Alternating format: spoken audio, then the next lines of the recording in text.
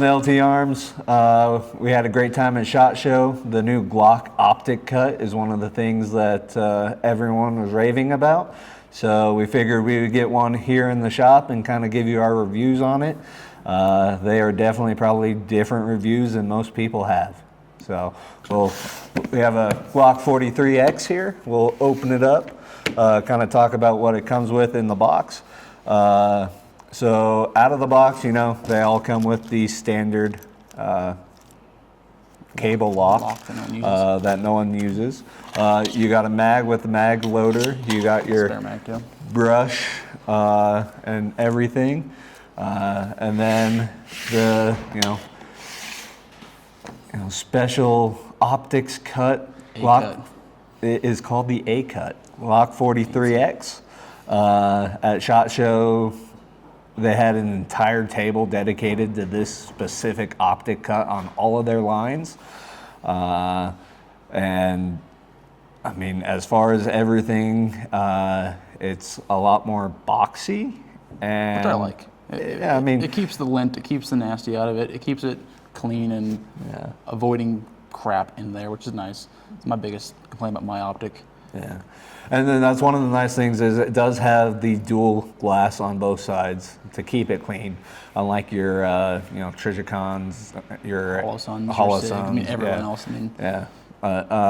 I mean it is a lot more bulky than the Holosun and the SIGs, but I mean it's kind of like the Holosun 509. Yeah, it's very much 509 like. Yeah, but I mean as far as you have controls on it. You're going to have your plus and your minus to make it brighter and dimmer. Other than that, it's pretty simple. You have your battery compartment is on the outside of the gun, so you don't pull your optic off and lose zero. They were saying losing zero is kind of harder on this thing because the way it clamps on the gun, but yeah. One thing that is different about this is you do not have the traditional Glock optic or iron sights. You don't have the white dot on the front, and you don't have that white U on the rear sight. Mm-hmm.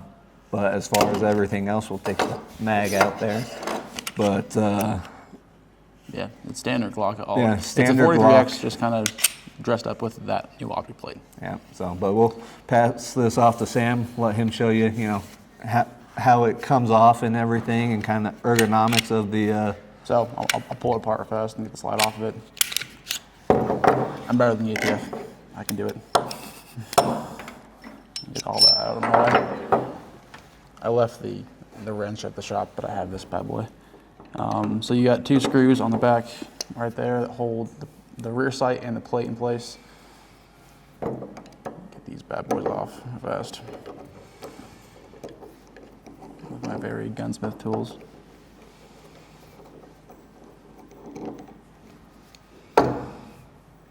Take that little guy off, lose your little screws. That is your new rear sight right there. It screws on, it kind of wedges your sight or optic in place, and that guy just lifts right out.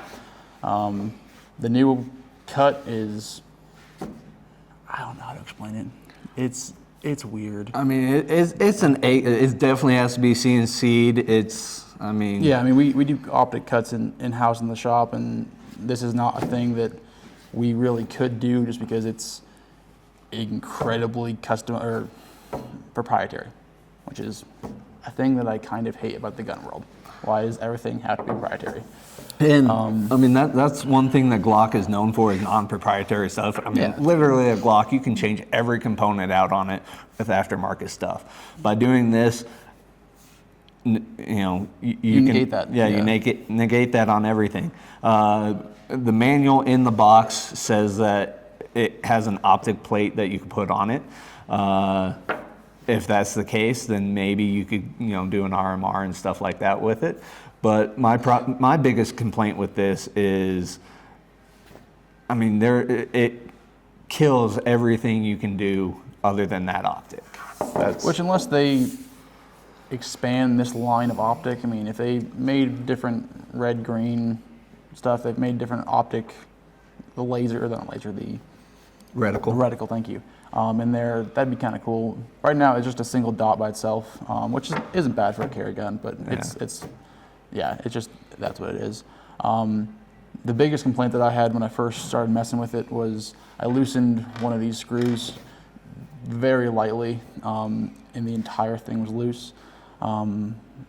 Reading the stuff that Glock put out with it, they did say that the way that this thing mounts, this right way, that way, the way this thing mounts in the gun with the screws in the back, it's not putting pressure on the screws, it's putting more pressure in on the optics, so the screws shouldn't be walking loose, but because it isn't having this thing screwed down, that does worry me a little bit, especially for a carry gun, but